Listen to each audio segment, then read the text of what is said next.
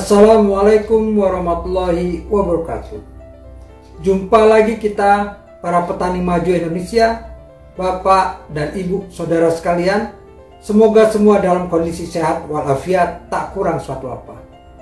Tak lupa mari kita bersyukur kehadirat Allah Subhanahu wa taala dengan ucapan alhamdulillahirabbil alamin atas segala karunia yang telah diberikannya kepada kita semua. Serta tak lupa selawat dan salam kepada junjungan kita Nabi besar Muhammad sallallahu alaihi wasallam. Allahumma sholli ala sayyidina Muhammad wa ala ali sayyidina Muhammad. Bapak dan Ibu saudara petani maju Indonesia, kali ini kita akan memberikan sebuah tip dan trik, yaitu trik untuk pelaksanaan panen dan pasca panen, sehingga kita bisa menjaga dan meningkatkan kualitas atau mutu dari pipiran jagung yang kita budidayakan.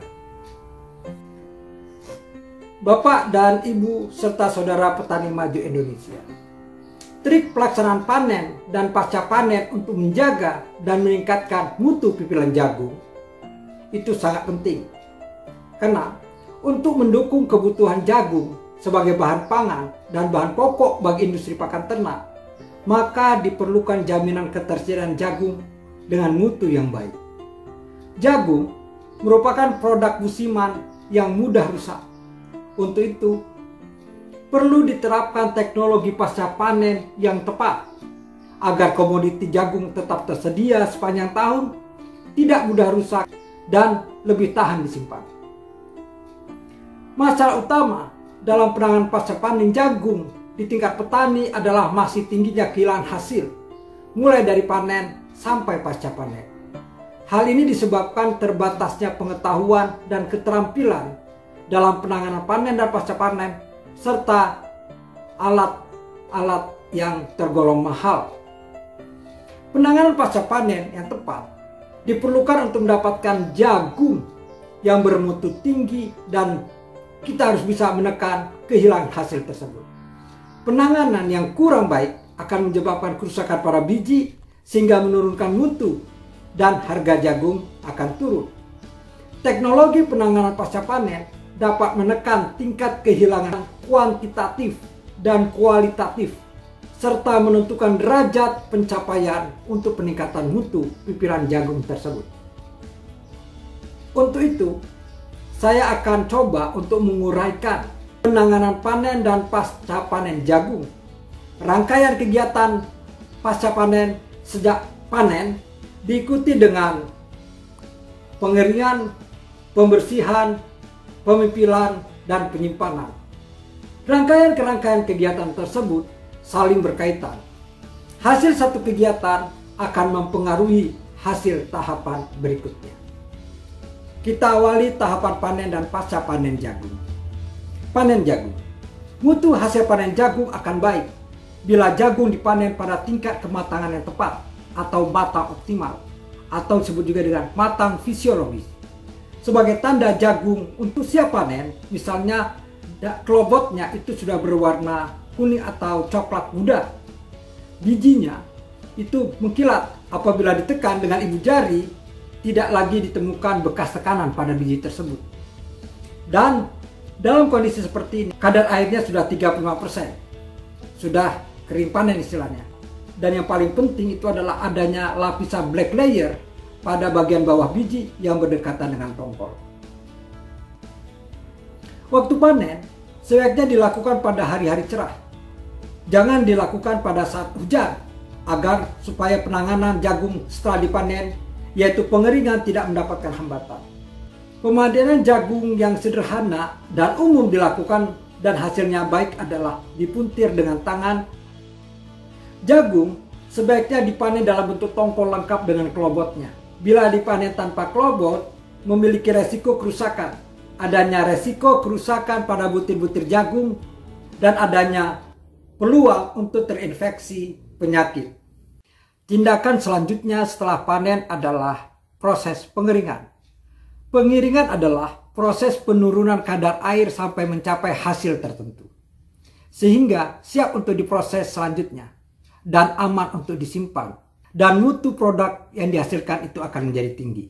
Di samping itu, Tujuan pengeringan adalah memenuhi persyaratan mutu yang akan dipasarkan. Kadar air jagung yang memenuhi standar mutu perdagangan adalah minimal 14%. Untuk biji yang akan disimpan, kadar air sebaiknya 13% atau di bawahnya, di mana jamur tidak tumbuh dan respirasi biji rendah.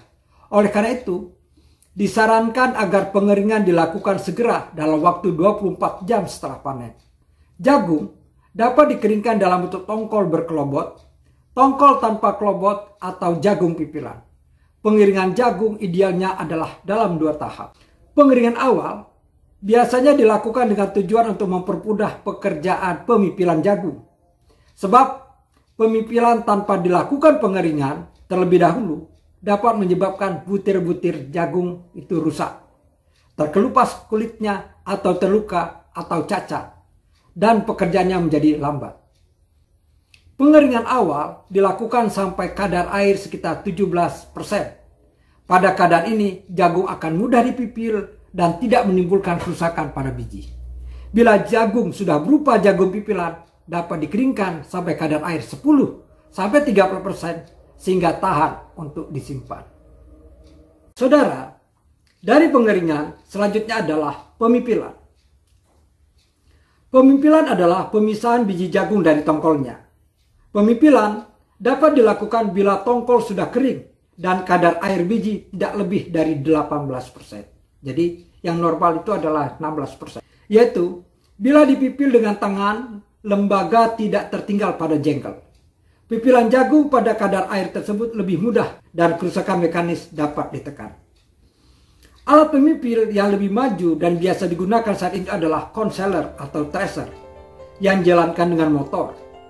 Jagung dalam kondisi masih bertongkol dimasukkan ke dalam mesin, ke dalam lubang pemipil, dan karena ada gerakan dan tekanan tertentu, pemutaran yang berlangsung dengan concealer, maka butir-butir biji akan terlepas dari tongkol. Butir-butir tersebut langsung akan keluar dari lubang pengeluaran dan selanjutnya ditampung dalam wadah atau karung. Pemipil dengan alat ini sangat efektif karena relatif 100% butir-butir jagung dapat terlepas dari tongkolnya, kecuali butir-butir yang terlalu kecil yang terdapat di bagian ujung-ujung tongkol.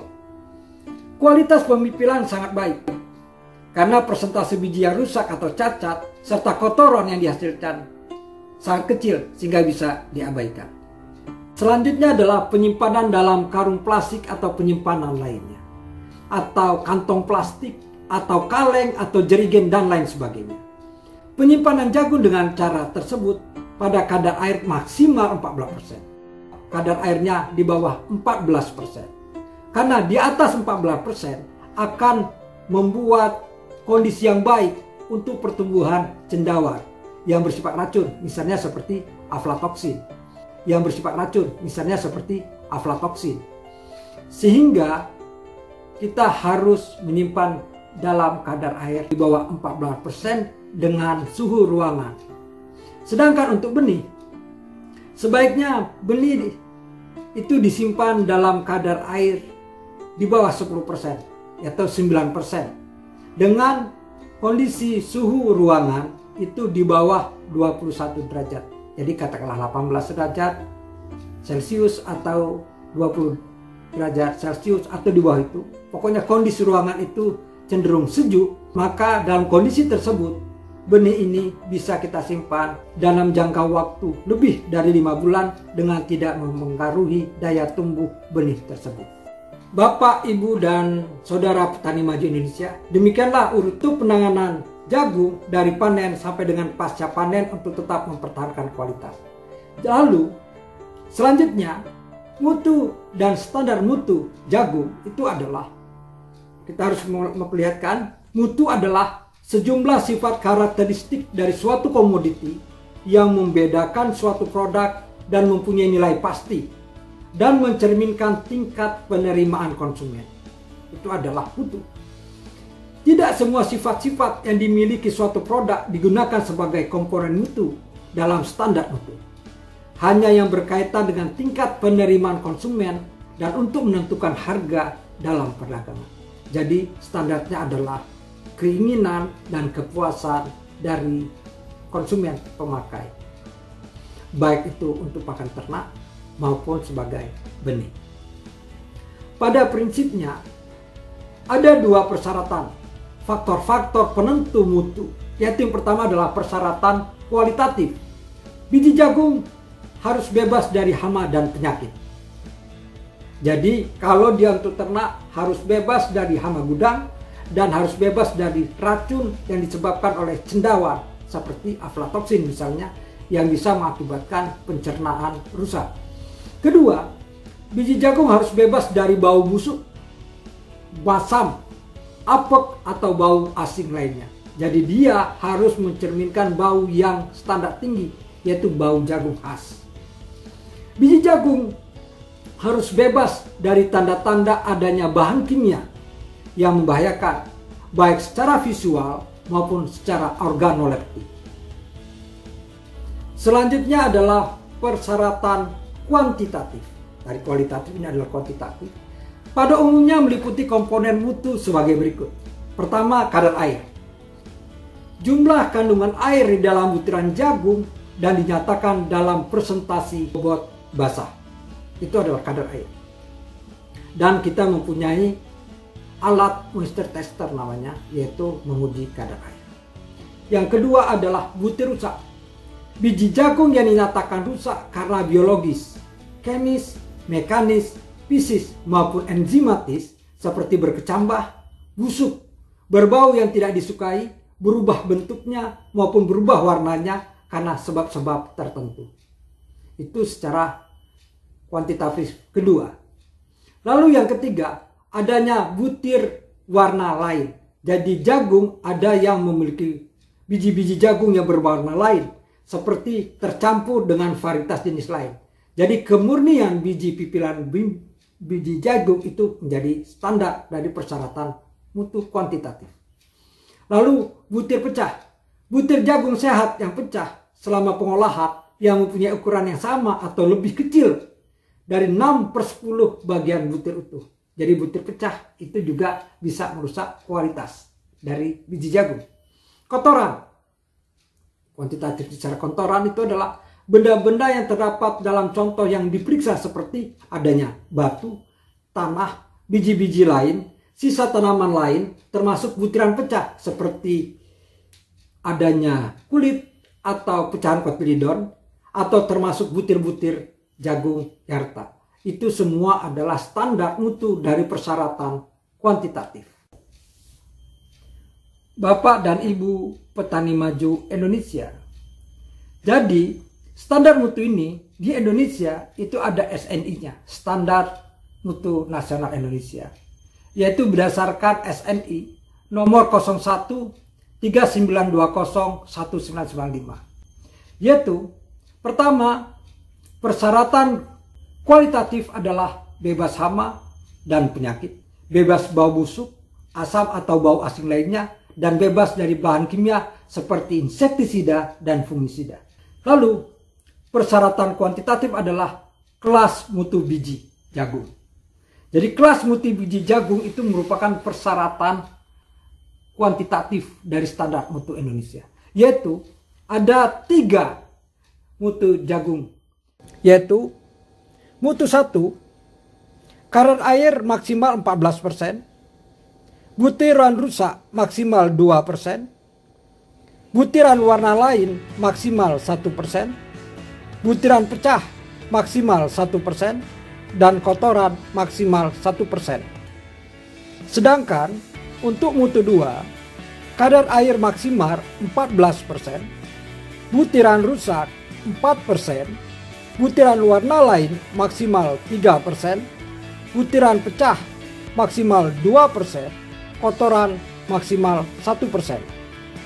Sedangkan untuk mutu ketiga, kadar air 15%, butiran rusak maksimal 6%, butiran warna lain maksimal 7%, butiran pecah maksimal 3%, dan kotoran maksimal 2%.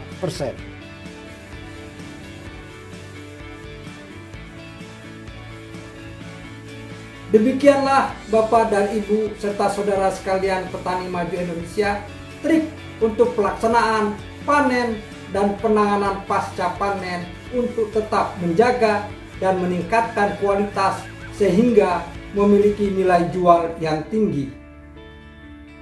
Untuk itu kami ucapkan terima kasih atas perhatiannya dan Assalamualaikum warahmatullahi wabarakatuh. Merdeka!